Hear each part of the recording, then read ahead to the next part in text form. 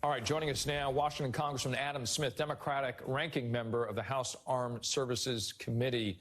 Representative, thanks for being here. As you know, there are about 70 U.S. government personnel in Sudan at the moment, but more than 16,000 U.S. citizens. Also, there are many dual citizens. Are we engaging in the right way right now to guarantee the safety of these individuals? Well, it's an incredibly dangerous and difficult situation. I mean, sadly, there's no way to guarantee the safety, given how quickly the civil war broke out and how violent it has been. Plus, they've destroyed the airport for operational purposes, so there's no great way to get in and get people out. That's why the DOD has sent our personnel to Djibouti, and they are ready to come in and rescue the Americans when possible. But this will not be an easy operation, I should say, to rescue the people out of the embassy. So it's a very dangerous situation. I think the Department of Defense is taking the appropriate steps to put us in the best position to rescue those Americans. Representative, it's also moving to another topic being revealed. The Air National Guardsmen accused of leaking classified documents have been posting sensitive information months earlier than had previously been known and to a much larger group. And that's according to online posts reviewed by the New York Times. You know, this comes as lawmakers say they're frustrated over the briefings that they've received so far.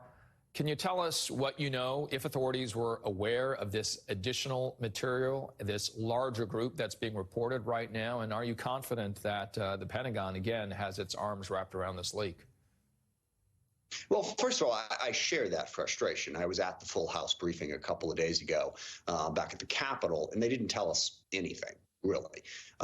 So I am not satisfied at the moment that we know exactly what the DOD and White House in general are doing to try to get a handle on these leaks. They have not kept us informed on a wide range of subjects. A lot of this is classified stuff we wouldn't want to talk about on television, but they haven't been telling us that even in a classified setting. And look, I mean, the disturbing thing is all this information was out there. We didn't even know it was out there. Now, look, the world has become really complicated. There are no longer a handful of sources of information. Every day it seems like I learn about, websites that I had not heard of before that, I don't know, millions of people are following. So this stuff can get posted on something like Discord or some of these other websites that are more obscure to your average person. But look, our intel community, Department of Defense, they got to know about these things, and they have to have some method set up for checking to see what might be out there. And that's what we want to hear. Okay, what happened? How come you didn't have eyes on this situation? And crucially, what are you doing to fix it? Sir, you're the ranking member of the Armed Services Committee. Why are they not telling you this information?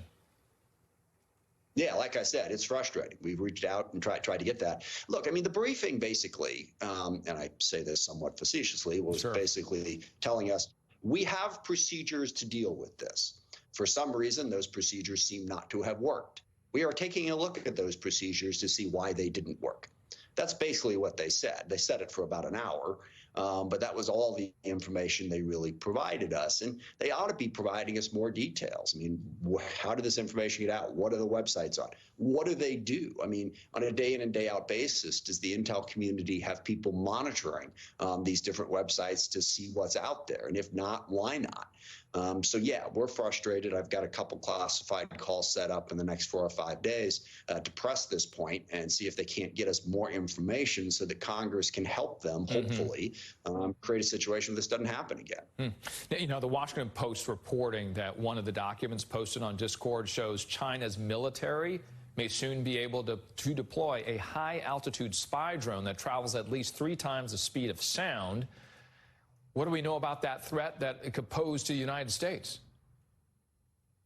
Yeah, well, this is in keeping with the development of a lot of new technologies. And again, both of these stories, and actually there's another story out there about these Chinese police stations where across the world, China is deploying personnel. Yes. What's that? Yeah, you're reading my notes. Deploying personnel. Yeah, no, actually, you sent them before we did the interview, which I appreciate. So, but yeah, China's being very aggressive in the development of technology and the deployment of that technology, and crucially to suppress any information out there that goes against the Chinese Communist Party line.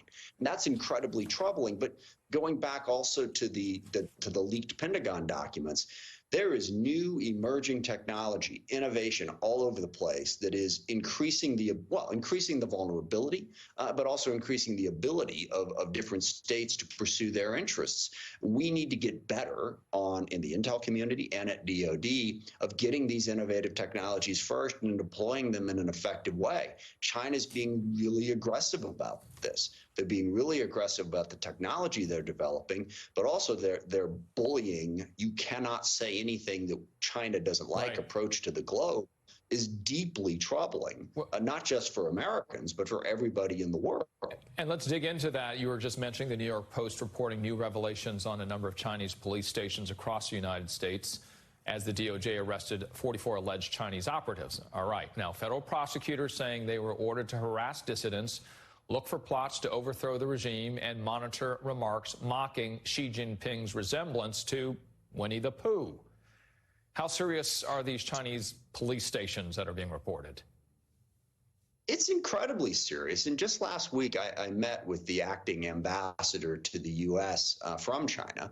The former ambassador was promoted to be the foreign minister, and they're waiting for a new one to come in. And I raised these issues that, look, I mean, every country has a right to pursue their interests. You know, there's economic competition. You have a viewpoint on the world. You want to get out there. But what China does is they try to suppress anybody who dares to disagree with them on anything, and they use their economic power to do that. There's countless examples, but I think some will remember, gosh, I think a year ago or so, when the NBA was in China.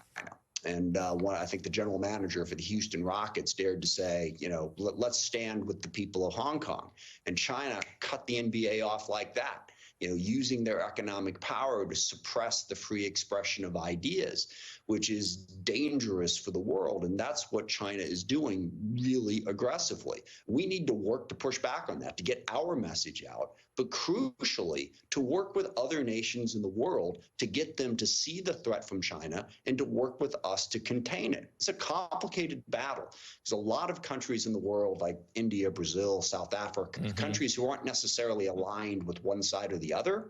They're crucial players, and we need to figure out how to work with them to make sure that they help us with on these interests. They're not going to be with us on everything, but look, China should not be able to suppress speech. They should not be able to decide globally what can be criticized and what can't be criticized. Representative, before we let you go here, we're reporting, as you saw earlier in the show, President Biden expected to launch his re-election campaign. Will you support him?